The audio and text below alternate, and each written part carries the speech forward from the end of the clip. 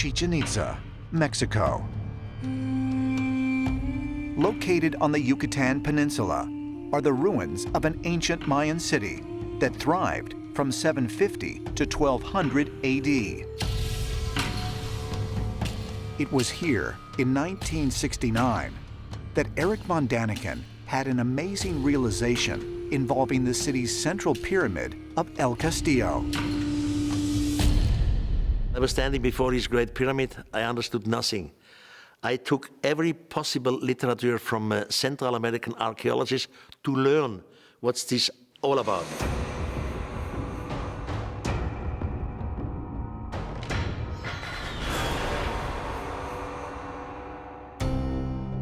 And then I learned again, they are talking of visitors from outside.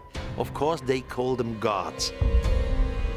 According to the ancient Maya myths, their main deity was Quetzalcoatl or Kukulkan, Cucumatz, all those different names for the exact same deity, which was described to be a winged or a flying serpent or a flying snake. Whatever it was that they saw up in the sky could best be described as a flying snake. When we're looking across the world, Chichen Itza is a very important location. It is one of those places where it is said that the gods descended to and decreed a fate of mankind. And there is one specific pyramid, El Castillo, the castle, where you see an intricate light show happening on specifically the equinoxes, March 21st and September 21st. In the early morning, you see the sun rising up, and while the sun goes up, you see on the stairway light and shadow, triangles of light and shadow. They are produced because of the 9 platforms. The light and shadow triangles slowly go down the step to the pyramid until the sun is up there. The message is absolutely clear. God Kukulkan visited the earth and disappeared again with the promise to return in a faraway future. So they have given this whole information of the return of the gods into their temple. And I think this is one of the great things which Erich has done, not just in the story of Chichen Itza, but of so many other aspects on other places in this world as well, whereby he focuses on certain details and says, look, this is important. This is a detail which is extremely difficult to create. This is something which traditional archaeology tends to overlook. By making a connection between the ancient Maya's knowledge of astronomy and their precise architecture, Erich von Däniken was convinced that there was much more to his ancient alien hypothesis than he had imagined. For further proof, he looked to another Mayan temple, one that housed what some say was the first ancient astronaut, Lord Pakal. At the ancient Mayan city of Palenque was a tomb that was discovered in the 1950s. And inside this tomb was a lid on this sarcophagus for Lord Pakal. And that lid is very highly decorated with a picture of Lord Pakal.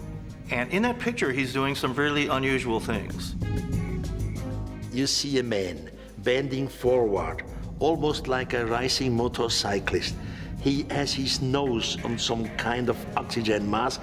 He uses his upper hand to manipulate the knob. You see his lower hand, he manipulates some controls. He's sitting on a kind of chair in a sort of capsule. When Erich looked at that lid, he saw a Mayan king in a rocket ship. And that guy was returning to the stars, going back into space. It was an exciting interpretation. And it was one of the main things in Chariots of the Gods. And when other people looked at that lid and saw his explanation, they had to agree with him. Could Erich von Däniken be correct?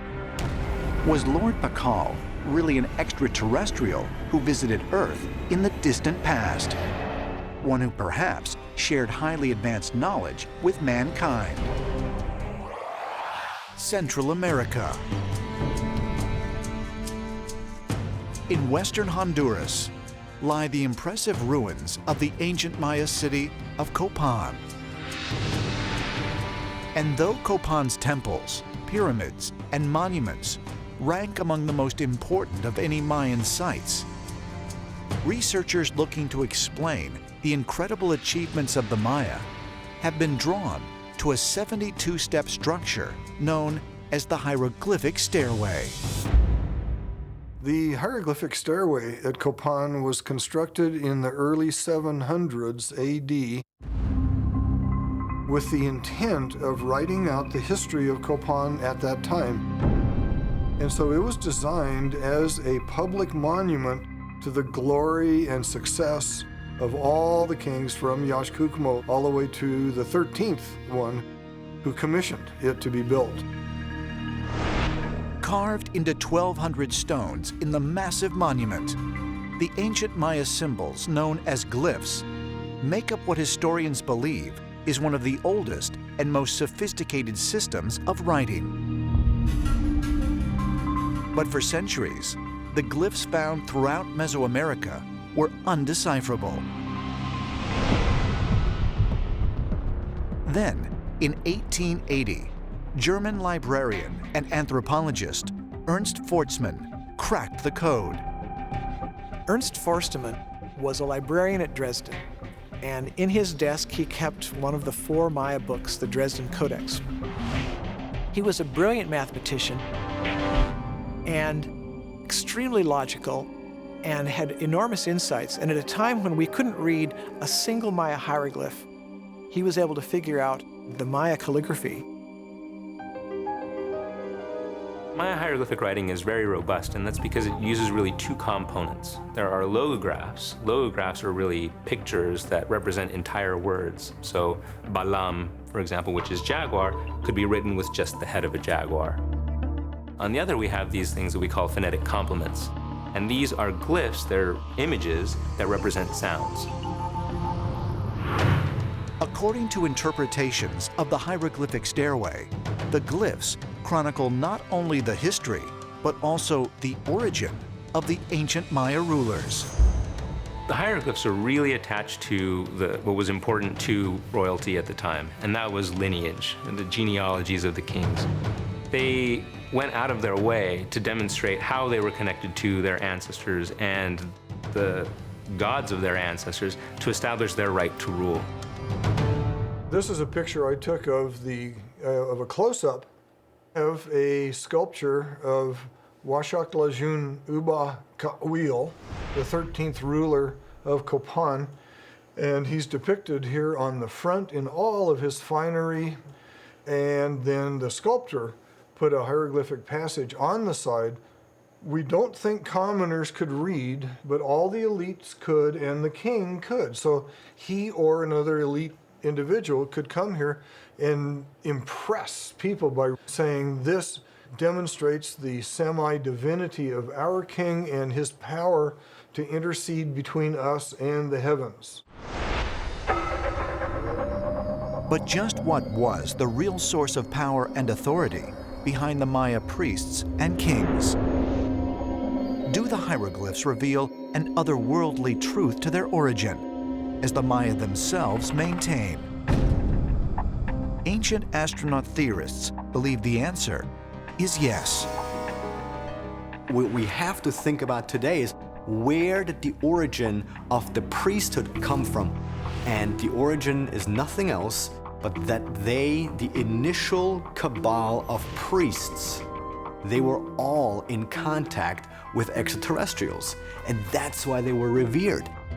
Our ancestors thought they were gods because they didn't understand the nuts and bolts aspects behind those visits.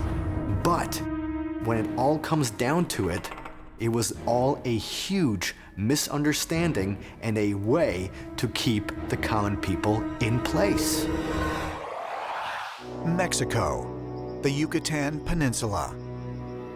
For over 2,000 years, rain-drenched jungles and fertile plains served as the home of one of the ancient world's greatest civilizations, the Maya. Scholars estimate that between 250 and 900 AD, the Mayan population consisted of between 15 to 20 million people and extended as far south as Costa Rica and Guatemala. Archaeological evidence suggests the Maya were one of the first ancient people to develop a written language, use modern mathematical methods, and build massive, multi-story celestial observatories, all at a time when Europeans were struggling through the so-called Dark Ages. The Maya are considered one of the great advanced civilizations with hyper-advanced astronomy, astrology, trigonometry, architecture, all of these things while the Europeans were, at the time, rolling around in the mud. But perhaps the most amazing Mayan achievement was their system of charting the stars and planets in the form of a calendar. The Mayas were timekeepers above and beyond all other things. Keeping up with time was magic, it was power to the Mayans. They were tracking in particular Venus, phases of the moon, eclipses, but they also tracked precession, which is an extraordinarily long cycle. What it means is that every year on, say, March 15th, the Pleiades rise for the first time in the sky. If you wait 72 years, the day of the rising of the Pleiades will be one day earlier. And if you wait another 72 years, it'll be a day earlier still. And if you wait 26,000 years, the Pleiades will move back to that same day. According to scholars, the Maya believed that time, like the stars, moved in repeating patterns, called calendar cycles, and that these cycles could be used to predict future events. One of these calendar cycles, the Mayan long count, lasts for 5,125 years and will end on December 21st, 2012. But why? Why did the Maya choose this date? And what did they believe would happen to our world? Perhaps a clue can be found in an astronomical phenomenon located at the center of the Milky Way galaxy, an area where there are no stars. The Mayans knew, not only did they know where the center of the galaxy was, but they understood that it was a light-year across black hole that they called the Great Rift. The Maya believed this was the birth canal of the universe, and that all things came from the birth canal of the universe. And on December 21st, 2012, the Earth, the Sun, and this birth canal, the Dark Rift, are all in perfect alignment. And this only happens every 26,000 years. Could the fact that the Maya long count calendar ends on the same day as this rare alignment in the Milky Way galaxy be a mere coincidence? And did this advanced understanding of celestial cycles really come from ancient Mayan astronomers observing the stars with only their naked eyes? The Mayans believed that this knowledge came to them from their gods, and their gods then existed in the stars. So is it possible that these gods could have been extraterrestrials? The answer to that question is yes, it's possible. According to the Maya themselves, this knowledge was not something that they came up with, but it was given to them as a gift from the gods. The gift back then was not material stuff, it was knowledge. Knowledge is the currency of the universe. Planet Earth, 65 million years ago. An 8-mile wide asteroid hurtles towards the planet at approximately 12 miles per second and strikes the region now known as the Yucatan Peninsula with a force of 100 million megatons of TNT. According to mainstream science, this catastrophic event forever changed the climate and the topography of Earth and ended the reign of the dinosaurs.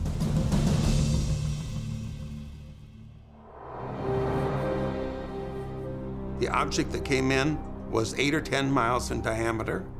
That impact dug a deep hole, lofted material into the atmosphere, black dust, which shrouded the planet in darkness for months, maybe for a couple of years. So there had been a time in which the sunlight was simply shut out from the Earth's surface. And photosynthetic organisms like plants would begin to die. The plant-eating dinosaurs would have nothing to eat and would have died off. The meat-eating dinosaurs would then have nothing to eat either. And this might have lasted anywhere from 5 to 10 years. How quickly the extinction took place is a matter of debate. But is it possible that some species of dinosaur actually survived this cataclysmic event? And not only survived, but thrived for several thousands or even millions of years? Perhaps clues can be recovered near a crater where scientists believe the giant asteroid struck the Earth, right in the heart of what is now the Yucatan Peninsula. Today, less than 90 miles from the epicenter of the asteroid impact, lies one of the largest and best preserved cities of the ancient Maya, Chichen Itza.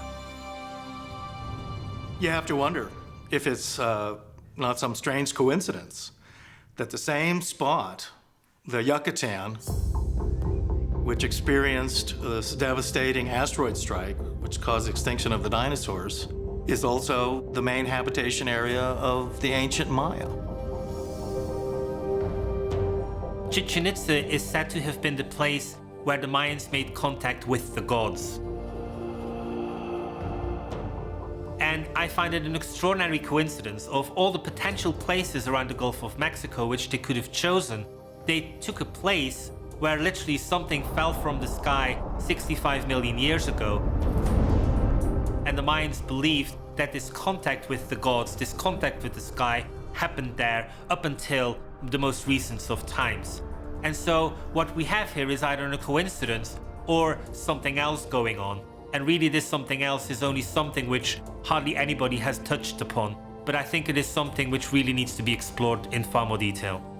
In the Mayan area and other areas of Mexico, there are curious depictions of dinosaurs. There's pterosaurs, there's a famous dinosaur that appears on one of the paintings at Bonampak.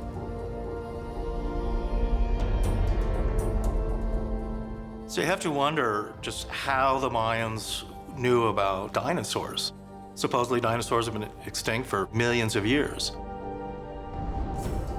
But if, as mainstream scientists believe, the dinosaurs had been extinct for millions of years before the evolution of mankind on this planet, then what would explain the wealth of Mayan art depicting interactions between humans and what appear to be dinosaurs, found in the very area where they supposedly died off? Mexico City, beneath the current-day capital of Mexico, lie the ruins of the ancient Aztec metropolis known as Tenochtitlan.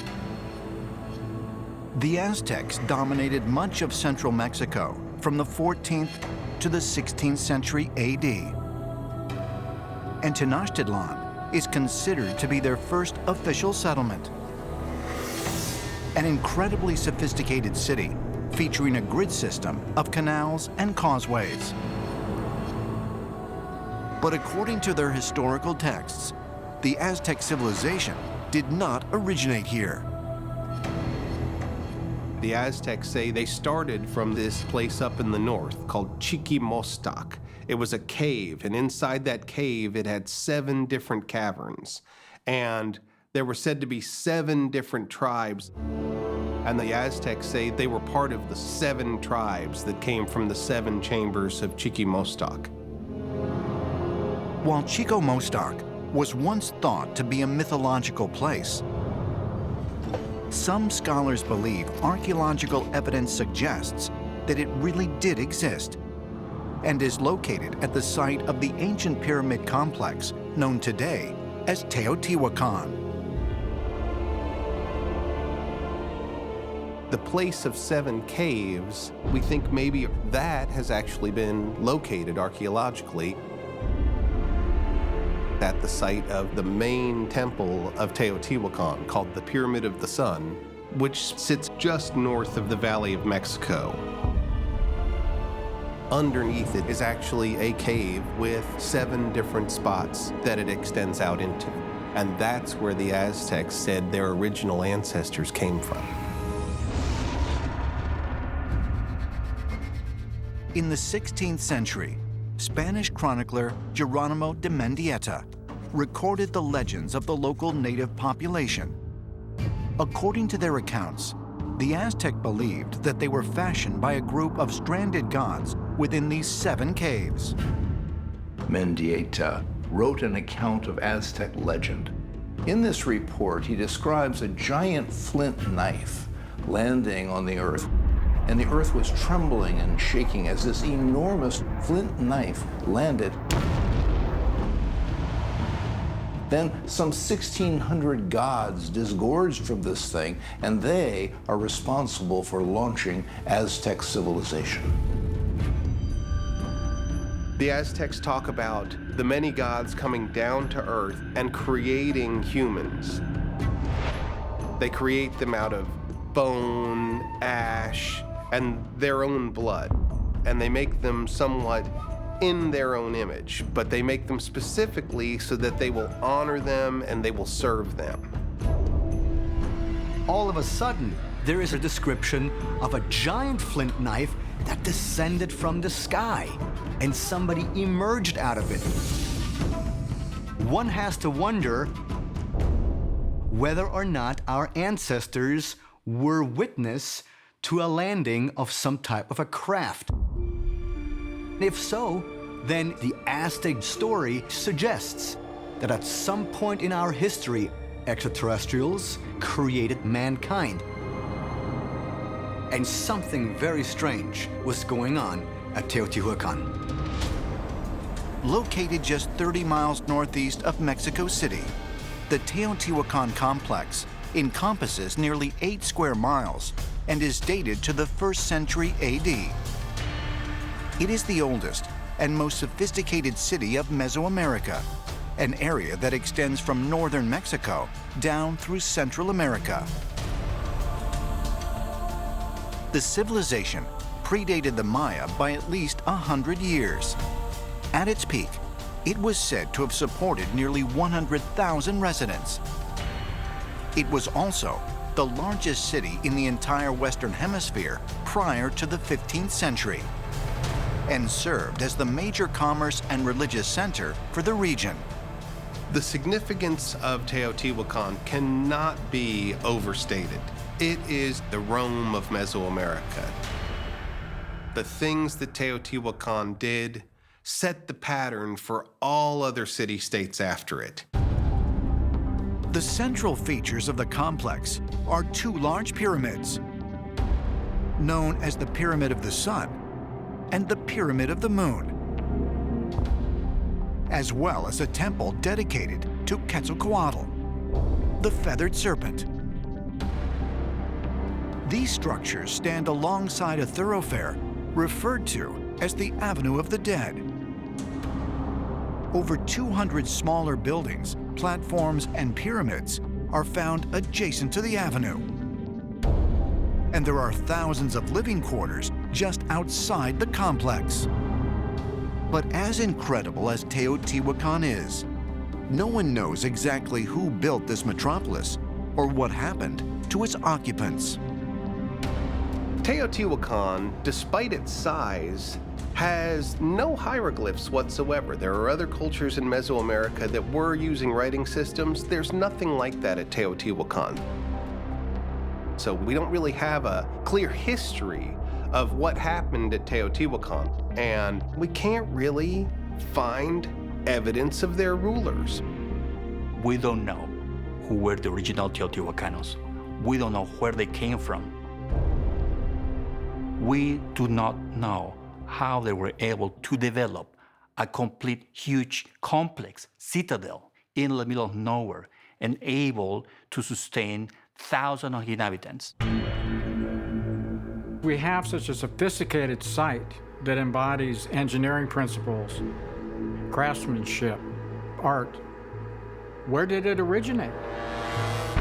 Where are the smaller versions of this? Well, we don't find any. So we don't have a progression, an evolution to show where this came from. And so we have to ask, where did it come from? We become conditioned to look at these awesome works of stone architecture and think, oh, primitive people did that, and they used primitive methods with primitive technology. But we have to rethink the fundamental assumptions and come to a greater and greater level of understanding that the technology required to build these artifacts, in fact, is greater than anything that they possessed. Teotihuacan, Mexico. In 2003, archaeologists in this ancient city made a startling discovery. A previously unknown tunnel lies 45 feet beneath the temple of the Feathered Serpent, one of the most sacred pyramids on the continent. Working underground, scientists methodically explored the debris-filled tunnel using a robotic probe with an infrared scanner. After some 250 feet, they reached a side cave. The tail end of the tunnel, terminus of the tunnel, is loaded with yellowish metallic-looking orbs, apparently colored clay. The orbs are very interesting objects. I've never seen anything like them in any kind of other archaeological context. On the inside, they are clay. On the outside, they're coated with some sort of gold flecks, so they look like golden balls. What purpose these golden balls served is unknown, but some archaeologists believe the cavern in which they were found was a place of sacred ritual. Like the clay balls, the walls were also covered in gold flecks, so if the cavern was illuminated by a torch during a ceremony, it would have shimmered with 1,000 points of light, resembling the cosmos. These beautiful orbs of yellow material strongly suggest that someone was illustrating planets. We do know that the Mayan calendar is heavily calibrated to the orbital parameters of the planets in our solar system, specifically the inner planets. The red planet's connection to the Mayan calendar is portrayed in the Dresden Codex. This rare book from Mayan antiquity describes the calendar in relation to Mars' movements across the sky. The Dresden Codex is one of 4 remaining books that the Maya wrote. It is, in many regards, an astronomical almanac. There are many different sections of the book that talk about different astronomical phenomena. One of them is the planet Mars. There is an almanac near the end of the book that breaks up days into 10 groups of 78 days, equaling 780 days, which is the synodic period of Mars. In other words, the time in which it takes Mars to get back to the same place on the horizon from a human perspective.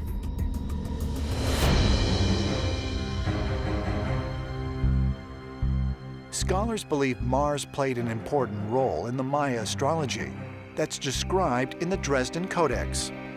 Above that almanac is a sky band shown with various aspects of celestial symbols we recognize out of hieroglyphs. And hanging off of it is this interesting dragon-like creature. That dragon-like creature is recognized as the face of Mars.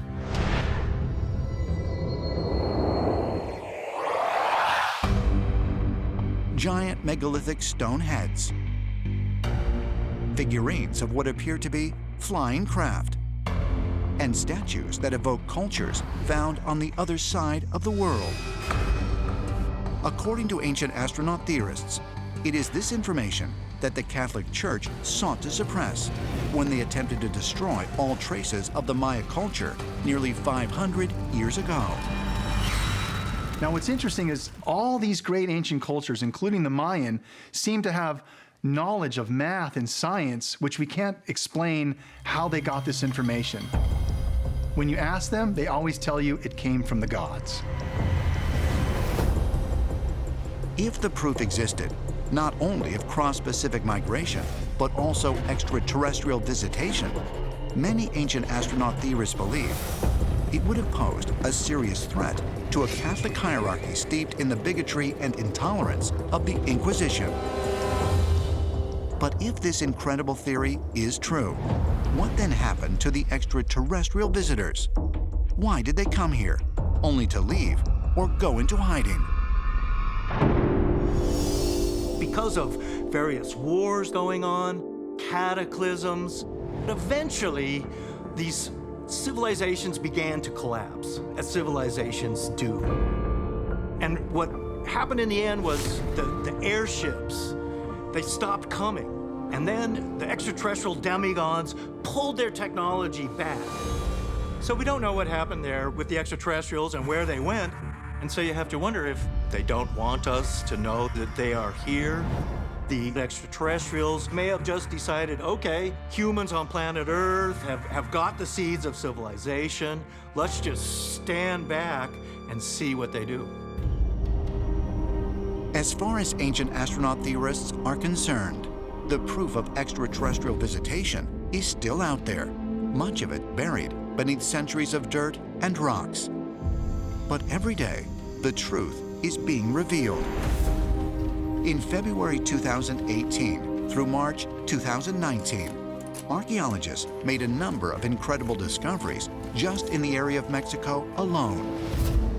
Mayan artifacts were discovered in Teotihuacan, a location previously thought to have been inhabited only by the Aztecs. 200 more artifacts were found in a hidden cave under the Mayan site of Chichen Itza. And beneath dense jungles near Lake Pátzcuaro, LiDAR scanning uncovered an ancient city the size of Manhattan. In the early 1990s, there were these science fiction stories that one day we'll be able to somehow look underneath the overgrown jungle. And sure enough, here we are, 25 years later, and that technology now exists. Satellites are now able to look through the soil into the ground to see if other structures exist. And guess what? They do.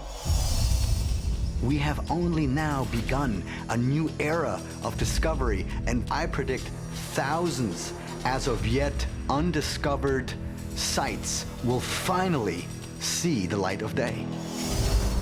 If you have a puzzle with 1,000 pieces, in order to see the final picture, you don't need to lay down all 1,000 pieces.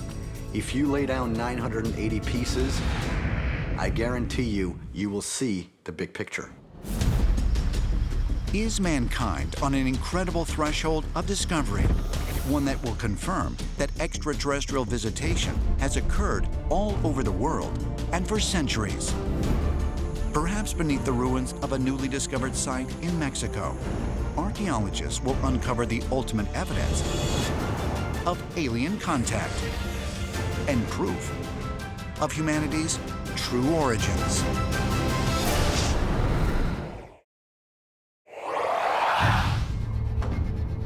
Teotihuacan, Mexico. Dating back to at least the 1st century AD, this ancient complex was once the largest city in Mesoamerica, with a population of 125,000. One of the most sacred temples at the site is the Temple of the Feathered Serpent, an enormous step pyramid dedicated to the god Quetzalcoatl. Quetzalcoatl, the feathered serpent, goes all the way back to Olmec times, to the BCE period. But the first place that we really see Quetzalcoatl is in Teotihuacan, the city just north of modern Mexico City. They build an actual pyramid, a temple of Quetzalcoatl, right around 250 AD. So it's probably Teotihuacan who really put forward the idea and the identity of Quetzalcoatl as a deity for the rest of Mesoamerica. Quetzalcoatl was a creator god. He was associated with the planet Venus. He brought the rain, he brought water, he brought civilization, he brought the arts. This was the creator divinity for the Aztec culture. It was a flying serpent, it was a dragon. Quetzalcoatl brought peace, harmony, and high wisdom and a very high level of intelligence and teaching to this particular land. He was often depicted as a human being as well. He arrived on a raft of serpents and settled on these lands. Quetzalcoatl also shows up in the post-classic Maya city of Chichen Itza. But they give him a Maya name. They call him Kukulkan, which is basically the holy feathered serpent in Maya. The ancient Mayan city of Chichen Itza lies roughly 900 miles east of Teotihuacan, and at its center stands another massive step pyramid, this one dedicated to the Mayan version of the flying serpent, Kukulkan. In Chichen Itza, there we have the Pyramid of Kukulkan, and every year on the 23rd of March, you see when the sun is going up, some lights and shadows, like triangles, climbing down the stairway, exactly the stairway where his head is on. And on the 21st of September, you see the opposite, Kukulkan, disappears, and it's only made by light and shadow of the natural sun. So still today, the message is clear. God Kukulkan has descended to the humans. He taught them for a certain period, and then he disappeared again. So right there we have living mythology in a structure that shows this deity descending from the sky in stone. You wonder if perhaps a craft landed here, and this light shadow effect of a serpent making its way descending down the staircase and then emerging through a serpent head is a recollection of that original event. Is it possible that the Pyramid of Kukulkan was not built to honor a mythical dragon god, but to commemorate the arrival of an extraterrestrial spacecraft? Ancient astronaut theorists say yes, and suggest this isn't the only dragon-themed structure that marks a location of alien contact. Evia, Greece. The landscape of this small Greek island is spotted with 25 mysterious megalithic structures called dragon houses. The main dragon house is at the very top of one of the tallest mountains on the island called Mount Ohi. Mount Ohi comes from the word ohivare, which means to descend and to drive. And so this is interesting because, according to legend, the reason why the dragon house exists at the top of Mount Ohi is because Zeus allegedly descended from the heavens on top of that mountain. According to local legend, these stone structures were built by a giant dragon to venerate the god Zeus. In ancient Greece, the word dragon was not only used to describe a flying monster, but also gods and other figures that had human-like form but possessed superhuman powers. Now, when you put all this together, this sounds like the dragon house is a meeting place of heaven and earth. In UFO vernacular, that would be a landing spot. In my opinion, the dragon was the craft out of which then the creator people or the teachers emerged. Our ancestors, basically, they saw a crew coming out of an airplane. According to ancient astronaut theorists, some of the structures themselves serve as evidence that this was a place of extraterrestrial contact. The Dragon House on top of Mount Ohi contains megalithic blocks weighing up to 10 tons and sits at an elevation of almost 5,000 feet.